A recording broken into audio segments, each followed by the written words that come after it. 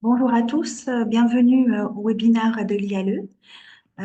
Et nous avons, moi, je m'appelle Dr Bassé Sissemia, je suis professeure en neurologie, chef de service de neurologie au service de neurologie de l'Institut national Mounjoub Ben Ahmed de neurologie à Tunis, en Tunisie. Et nous avons le grand plaisir et l'honneur d'avoir parmi nous aujourd'hui Dr Zaineb Kohn, qui va nous présenter une conférence sur le renforcement des sections nationales d'IALE et avec un focus sur l'Afrique subsaharienne et francophone. Donc, Dr Zaineb Kohn est une neurologue distinguée, dotée d'une formation et d'une expertise approfondie dans de multiples facettes de la neurologie, en particulier l'épilepsie pédiatrique. Elle a obtenu son doctorat en médecine et s'est spécialisée davantage, obtenant des diplômes de maîtrise en neurologie, neurosciences et neurobiologie, ainsi que des diplômes de troisième cycle en électrophysiologie clinique et en épilepsie pédiatrique. Dr Kohn a consacré sa carrière à la lutte contre les troubles neurologiques en mettant l'accent sur l'épilepsie, une maladie répandue dans son pays d'origine.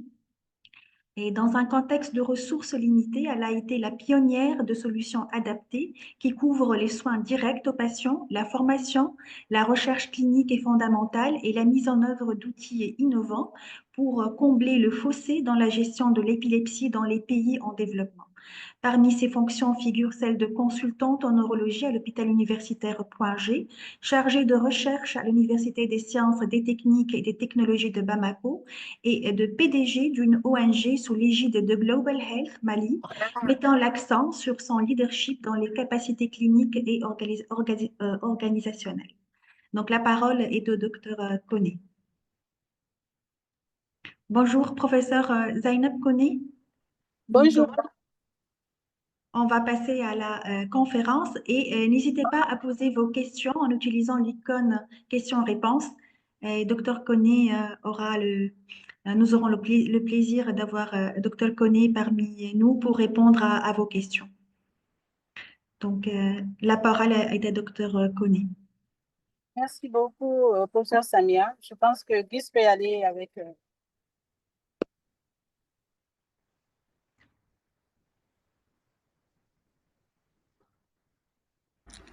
Bonjour tout le monde, je remercie la AIDE de m'avoir donné l'opportunité de vous entretenir aujourd'hui sur le renforcement des sections nationales en mettant l'accent sur l'Afrique subsaharienne et particulièrement celle francophone. Bien ce travail, voici le plan que j'ai adopté, contexte, rappel, section nationale, proposition de partenariat stratégique.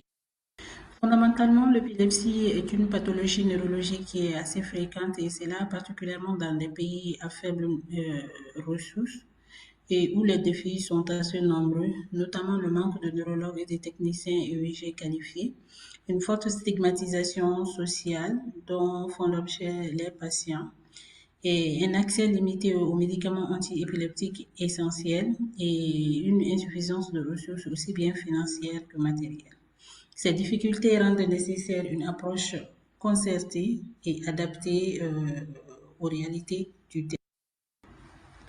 Rappelons-nous quelques statistiques de l'épilepsie dans le monde, qui est une affection neurologique dont on peut souffrir à n'importe quel âge. Enfants, personnes âgées, adolescents, jeunes adultes, tout le monde est concerné. Dans le monde, il touche à peu près 50 millions de personnes. Et malheureusement, 80% de ces personnes vivent dans des pays à revenus faibles ou intermédiaires. Également, selon les estimations, 70% des personnes épileptiques pourraient ne pas avoir de crise, c'est-à-dire être complètement contrôlées si leur état était correctement diagnostiqué. Pour les statistiques en Afrique subsaharienne, il faut savoir que ce contexte qui est le nôtre, dans ce contexte qui est le nôtre, on trouve une prévalence très élevée comparativement aux autres endroits qui s'élève de 6 à 15 pour 1000 habitants. On a de nombreux défis, on a un grand déficit thérapeutique, c'est-à-dire le traitement gap peut atteindre jusqu'à 90% dans certaines zones rurales. Également, un manque de personnel qualifié avec un ratio neurologue-patient inférieur à 1 pour 100 000 habitants. Nous avons également dans notre contexte beaucoup de facteurs de risque qui incluent les infections neurologiques, les traumatismes crâniens et le péril natal. Rappelons-nous des missions et de l'objet et des objectifs de la Ligue internationale de lutte contre l'épilepsie. La ILE s'est donnée comme mission de veiller à ce que les professionnels de la santé, les patients et leurs prestataires de soins, le gouvernement et le public du monde entier disposent de ressources éducatives et de recherche essentielles à la compréhension, au diagnostic et au traitement des personnes atteintes d'épilepsie. Leur vision est qu'il y ait un monde dans lequel la vie d'une personne n'est pas limitée. Pour cela, ils se sont fixés des objectifs qui sont de servir les professionnels de la santé en tant que principales ressources internationales en matière de normes et de meilleures pratiques actuelles et émergentes, soutenir les professionnels de la santé du monde entier dans l'amélioration de leurs connaissances et de leurs compétences en matière de prévention, de diagnostic, de traitement et de soins de l'épilepsie. Promouvoir l'épilepsie en tant qu'impératif de santé publique, promouvoir la recherche et l'innovation dans le domaine de l'épilepsie, et enfin assurer la viabilité financière organisationnelle à long terme de la Ligue internationale. Pour cela, des stratégies ont été adoptées, notamment un plan décennal, un plan stratégique décennal approuvé en 2021 qui est d'ici 2030 par le comité exécutif pour fournir une orientation stratégique au cours de la... Donc, quant aux sections nationales elles-mêmes, quand on parcourt les données actuelles de la Ligue, il est difficile de définir clairement ce que c'est qu'une section nationale. Tout au moins, de par l'expérience vécue, on sait que localement, des professionnels de la santé se regroupent, mettent en place leur organisation locale, demandent une affiliation à la Ligue internationale, qu'ils demandent certaines documentations, certaines conditions. Une fois que ces organisations locales aient rempli ces conditions, elles obtiennent leur accréditation en tant que section nationale de la Ligue internationale. Et il faut savoir également qu'il n'existe qu'une seule section par pays et de façon générale organisé comme suite avec un conseil d'administration, un conseil exécutif régional, des commissions, des comités, des groupes de travail, un comité en fait exécutif et des groupes de travail. Tout se passe comme si la ILE s'adresse à ces différentes structures directement, mais ne s'adresse pas de façon préférentielle aux sections nationales. Or, il faut savoir que toutes les sections nationales ne sont pas logées à la même enseigne et donc si il est vrai que les sections nationales de la ILE sont des démembrements de la ILE dans chaque pays, la ILE doit développer un partenariat stratégique avec chaque section dans chaque pays en conformité avec les réalités locales. Cependant, la ILE définit les rôles des sections nationales. Elle dit que les sections nationales ont pour rôle d'établir et de maintenir une bonne communication entre les personnes actives dans le domaine de l'épilepsie, que les sections nationales doivent aider aux soins de l'épilepsie et maintenir les normes de ces soins dans leur propre pays, qu'elles doivent promouvoir des publications dans le domaine de l'épilepsie, qu'elles doivent organiser ou parrainer des réunions nationales, qu'elles doivent être capables de nommer des commissions ou des personnes pour des problèmes particuliers, et enfin qu'elles doivent développer ou appliquer d'autres méthodes pour promouvoir les objectifs de la Ligue internationale de lutte contre l'épilepsie. Ces rôles sont assez bien définis, mais ne sont pas forcément faciles à atteindre, à remplir, dans la mesure où il y a de nombreux défis pour ces différentes sections nationales, et notamment celles qui sont en Afrique subsaharienne, et parlons précisément de notre contexte, l'Afrique subsaharienne francophone. Le premier défi est l'absence de formation ou de formateurs spécialisés. Pour aider les professionnels de la santé à améliorer les lacunes de leurs compétences et de leurs connaissances, il faut que nous disposions des cursus de formation spécialisés ou même des formateurs qui vont donner ces enseignements, ces formations aux professionnels de santé désireuses d'acquérir de nouvelles connaissances et de nouvelles compétences. Malheureusement également, les sections nationales font face à un faible accès d'équipements de diagnostic, notamment les appareils EEG, et même dans certaines mesures pour être compétitifs aux autres sections dans le monde, à l'imagerie, notamment l'IRM comme moyen diagnostic. Ces équipements-là manquent crucialement à notre contexte subsaharien francophone qui est une zone à faible revenu. Également, il existe peu de culture de sensibilisation sur la question de l'épilepsie et de plaidoyer auprès des décideurs pour promouvoir la mise en priorité de l'épilepsie. Il n'existe pas non plus de coordination régionale pour que les différentes sections nationales qui ont les mêmes problèmes puissent mutualiser les peu de ressources qu'ils ont. Et enfin, il y a un manque crucial de financement stable et durable pour que les sections nationales puissent mener des activités et pérenniser leurs différentes actions. Qu'est-ce qu'on propose à la Ligue internationale, sinon à la Commission régionale africaine comme partenariat avec les sections nationales de l'Afrique subsaharienne et précisément?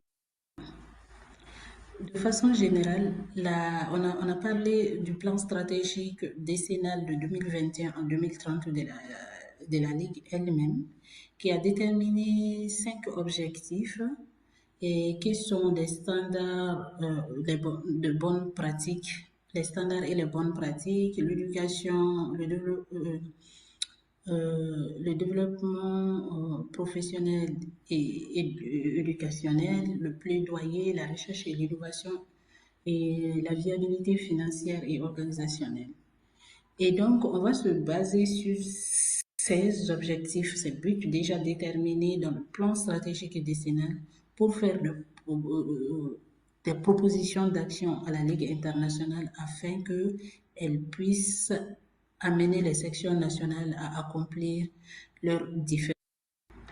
D'abord, en matière de renforcement des capacités au niveau des sections nationales, ceci est important pour soutenir les professionnels de santé locale pour améliorer leurs compétences et leurs connaissances en matière d'épilepsie. Pour cela, on propose que la Ligue aide les sections nationales à développer des programmes de formation, que ce soit formation continue, que ce soit en ligne ou en présentiel, mais que ces programmes soient adaptés. Quand on dit adapté aux réalités du terrain, ce n'est pas que le contenu, c'est également adapté aux besoins. Il faut que c'est les ligues, en fait, c'est les sections nationales qui sont en mesure de dire quels sont leurs besoins en matière de formation. Est-ce qu'ils ont besoin de formation de professionnels très très qualifiés comme des épileptologues, des neurophysiologistes? Est-ce qu'ils ont besoin de former des infirmières? Est-ce qu'ils ont besoin de former des techniciens EEG?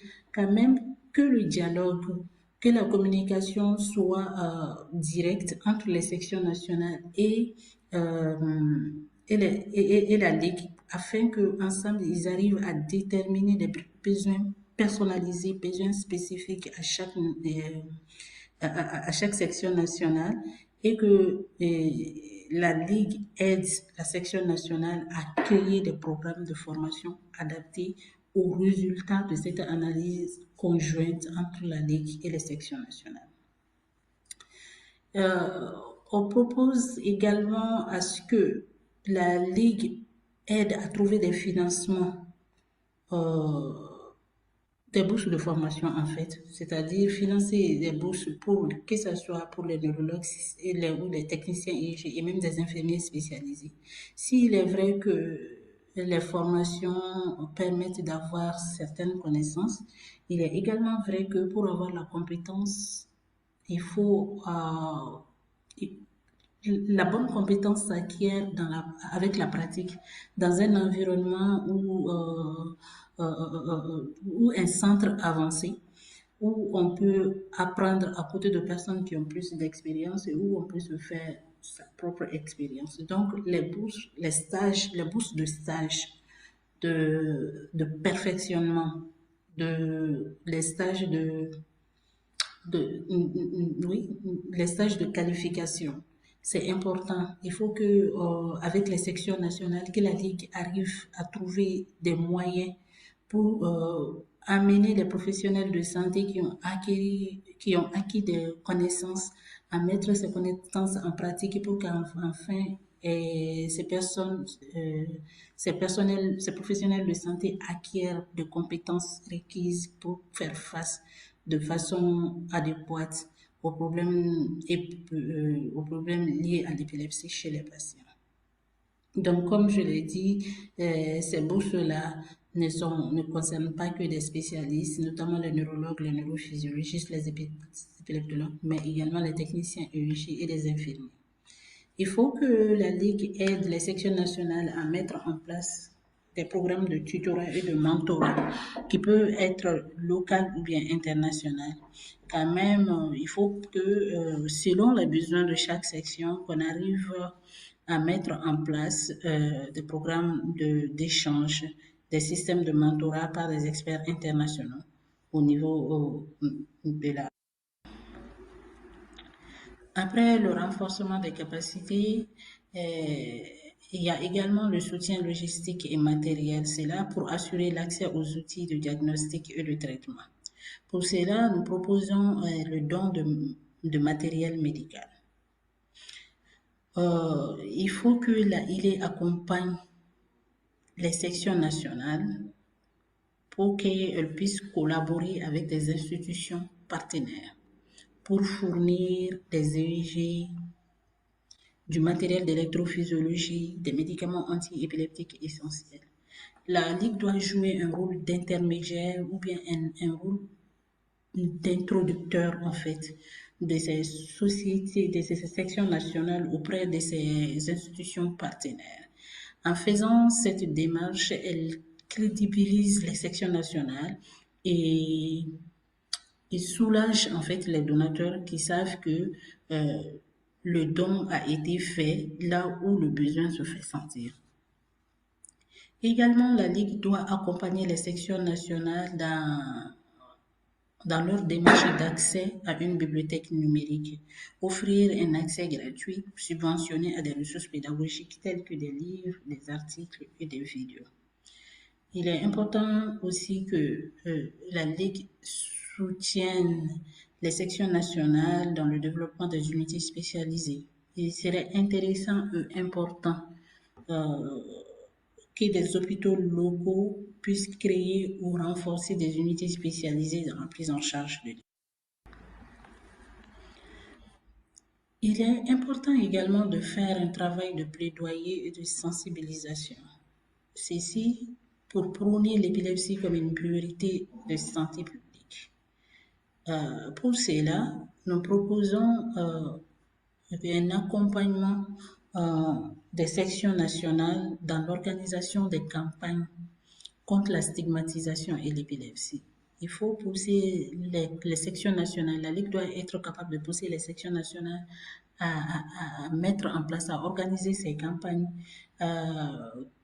trouver une manière de surveiller ou bien de travailler le contenu de ces campagnes de sensibilisation pour des besoins de conformité, des intérêts de plus grand impact. La Ligue est attendue au niveau des sections nationales pour ce genre de travail également. Et la Ligue doit également accompagner les différentes sections nationales dans leur démarche de plaidoyer auprès des gouvernements. Collaborer avec les gouvernements locaux pour intégrer la prise en charge de l'épilepsie dans les plans de santé publique. Et également, la Ligue doit être capable d'aider les sections nationales à organiser des journées nationales de l'épilepsie pour promouvoir, en faisant la promotion d'événements nationaux qui vont attirer l'attention sur l'épilepsie et les soins. Il faut également, pour l'objectif de la promotion de la recherche et de l'innovation, l'objectif recherché ici est d'encourager la recherche sur l'épilepsie et cela dans des contextes locaux. On propose comme action des appels à projets dédiés. La Ligue doit accompagner les sections nationales à lancer, aider à lancer des appels à projets. La Ligue elle-même doit lancer des appels à projets spécifiques pour financer des études épidémiologiques et cliniques en Afrique francophone. Ce serait intéressant que la Ligue fasse ça. Ce serait important également qu'il y ait des structures d'encadrement des jeunes chercheurs, accompagner les sections nationales à mettre en place des structures d'encadrement des jeunes chercheurs. C'est là en partenariat avec des universités locales pour que des projets de recherche sur l'épilepsie, pour mettre un accent sur les projets de recherche sur l'épilepsie. Également, il est important de faire de la promotion de la publication et de la diffusion en offrant des subventions pour la publication des résultats dans des revues internationales. Le soutien financier et le partenariat. Ça aussi, c'est un domaine où la Ligue est attendue au niveau des sections nationales dans le but d'assurer leur viabilité financière. Et les actions proposées sont les subventions de fonctionnement. Oui, en effet, il faut allouer des subventions annuelles pour aider les sections nationales à financer leurs activités de base. En fait, tout le travail dans une section nationale ne consiste pas au travail de recherche médicale, d'organisation d'événements, mais il existe un travail administratif de base, un travail de secrétariat. Certaines choses qui dépassent la compétence des professionnels de santé ou bien malheureusement liées à la charge du travail déjà connus de ces professionnels de santé n'auront pas le temps de faire et donc vont accumuler des retards ou bien finalement ne vont même plus faire d'activité. Il faut que les sections nationales puissent être capables, par exemple, de prendre des administrateurs, des secrétaires qui vont faire ce travail et de les payer. Et ce budget de fonctionnement doit être, des activités de base doit pouvoir être évalué et si possible trouver les moyens de les subventionner. Et la lutte doit accompagner les sections nationales dans le développement de projets financés parce que tout n'est pas que activité de base. Il existe également des activités spécifiques à mener, des campagnes de sensibilisation à mener, des projets, des chantiers en conformité ou bien en réaction à ce qui a été recueilli comme données sur le terrain. On peut mettre en place des projets qui vont combler les déficits qui ont été identifiés. Et donc, la Ligue doit pouvoir appuyer les sections nationales dans le développement de ces projets financiers en les aidant à répondre à des appels à projets internationaux et à préparer des propositions solides. Également, la Ligue doit accompagner les sections nationales dans la recherche de partenaires, aider à établir des partenariats avec des ONG, des fondations et des entreprises pour le financement des projets locaux, qui ne vont pas manquer certainement.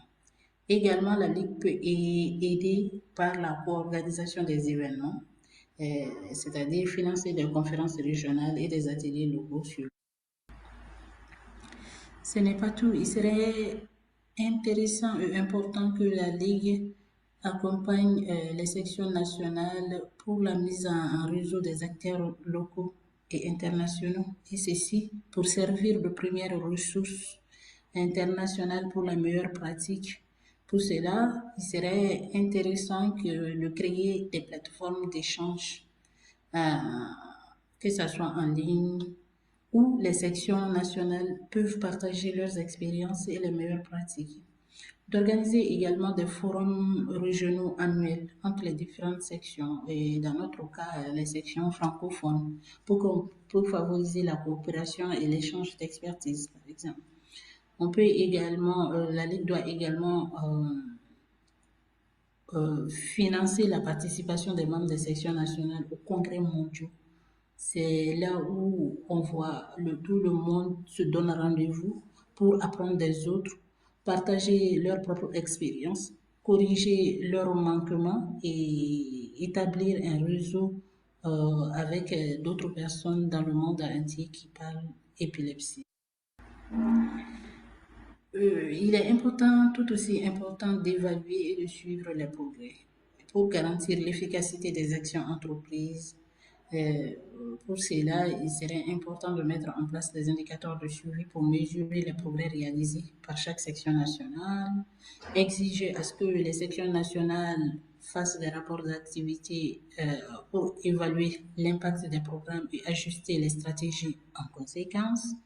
Et également, ce serait très motivant de créer un prix annuel pour récompenser la section nationale ayant accompli.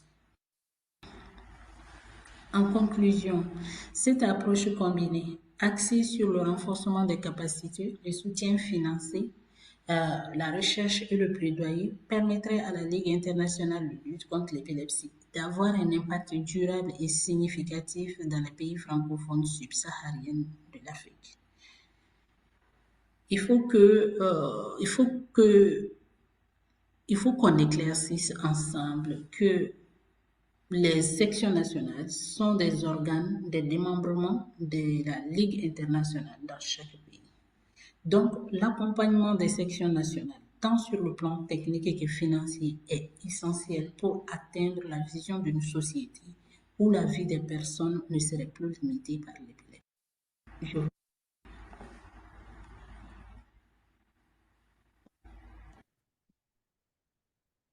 Merci, professeur Koné, pour cette excellente présentation. Alors, est-ce qu'il y a des questions dans l'audience? N'hésitez pas à poser des questions en utilisant l'icône questions-réponses. Merci, professeur Samia.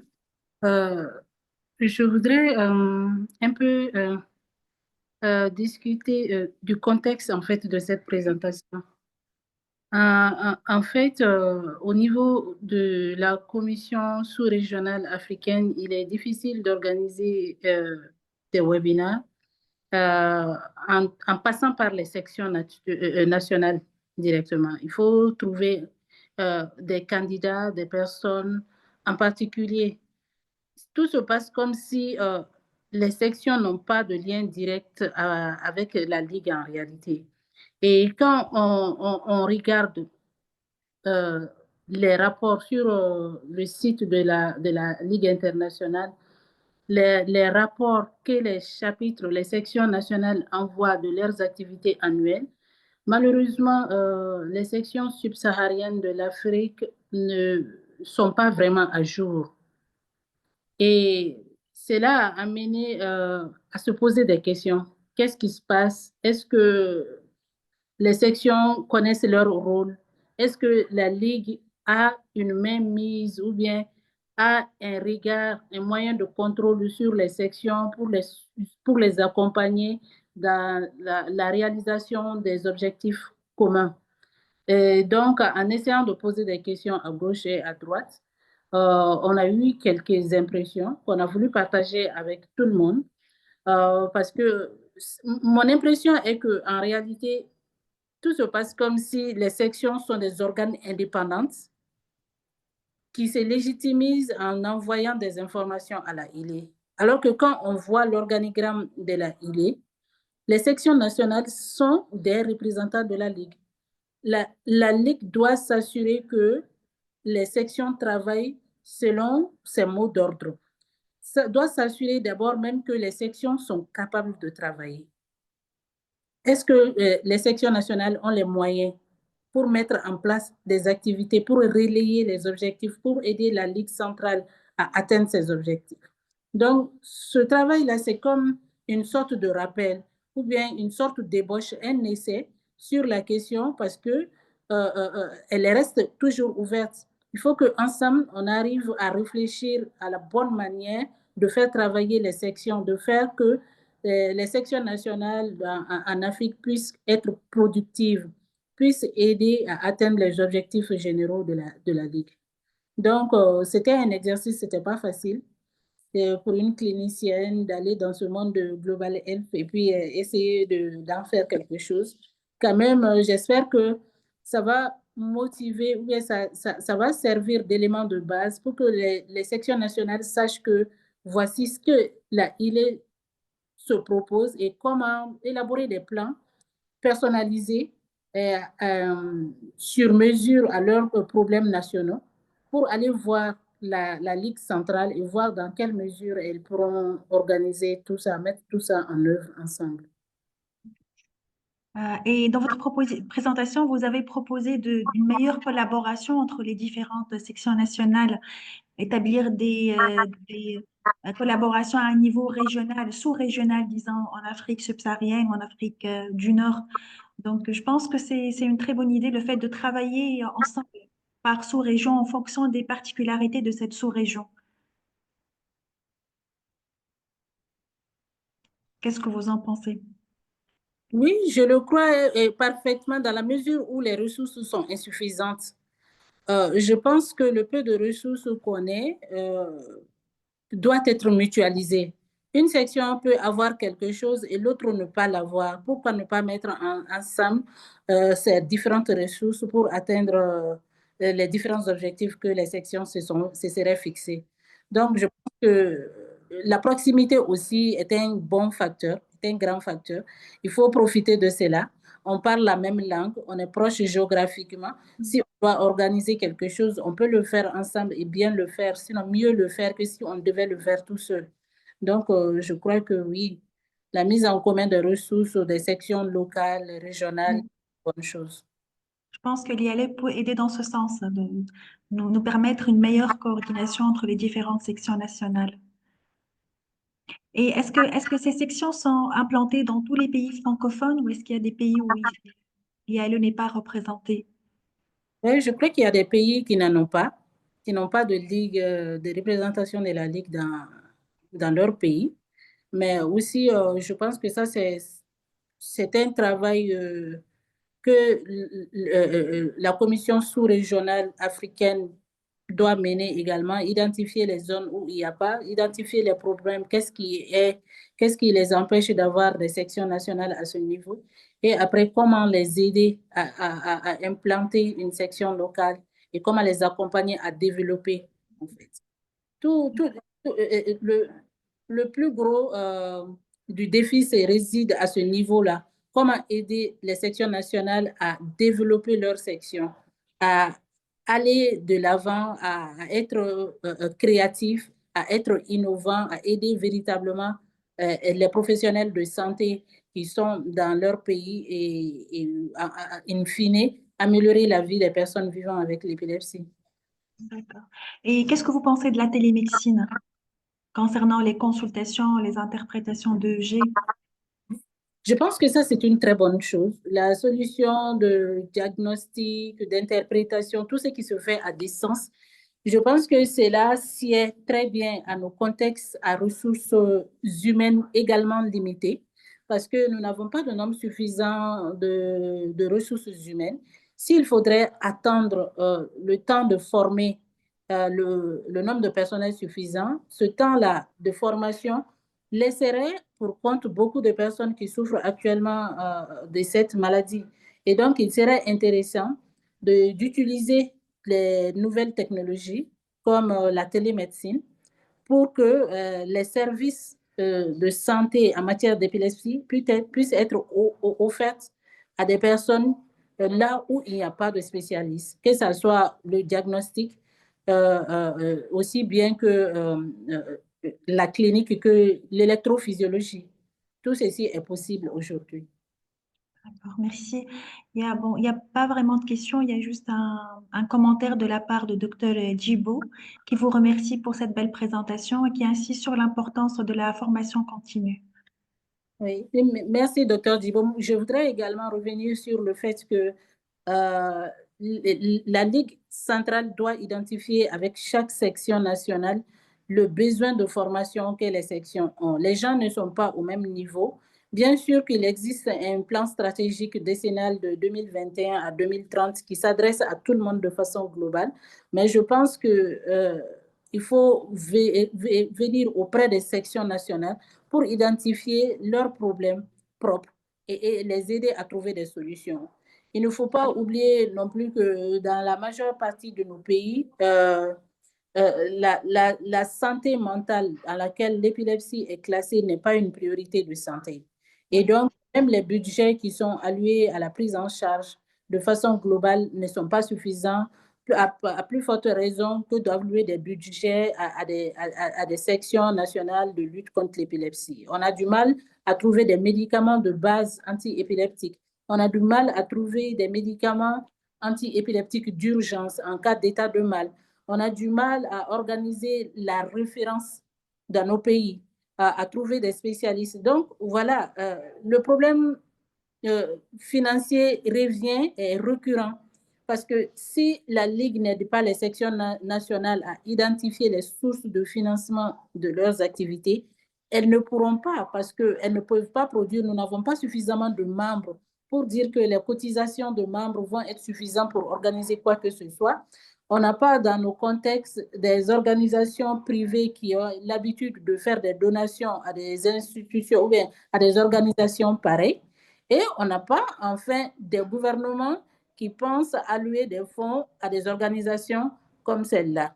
Donc, il faut aider les sections nationales à identifier des sources de financement, servir de garant et d'intermédiaire entre ces sources de financement et les sections nationales, s'assurer que les plans de financement ou bien les projets que les sections nationales montent puissent être des projets et puissent être montés rigoureusement, des projets valables qui vont sûrement impacter et rassurer les donateurs quant à la bonne utilisation des fonds qui seront alloués. Je pense que ce travail aussi mériterait d'être fait et mis en place.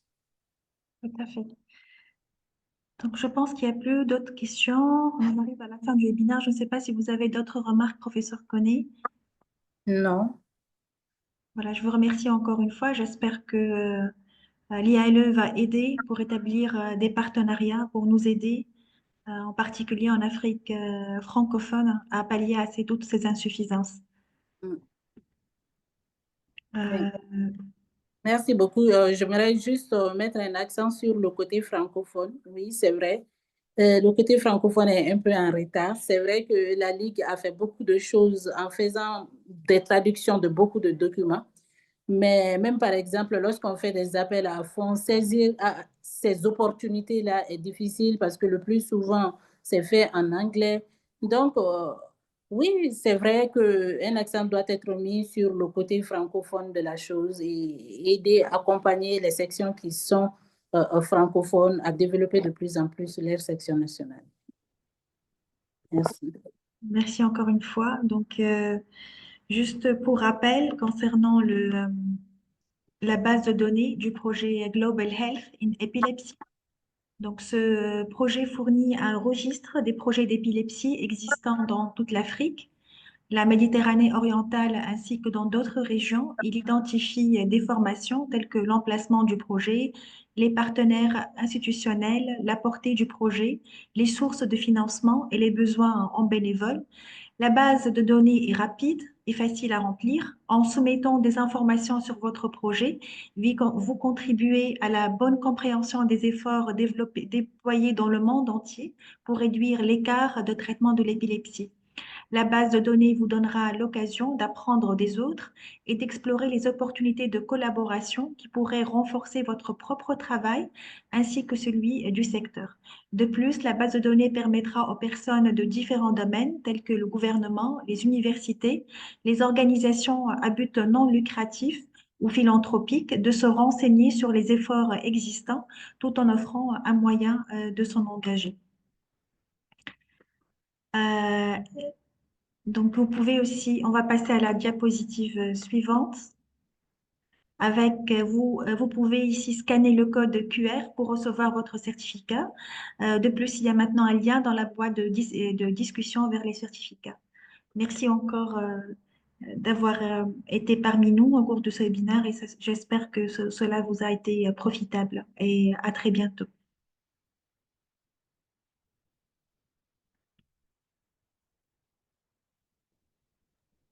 Merci, au revoir. Au revoir.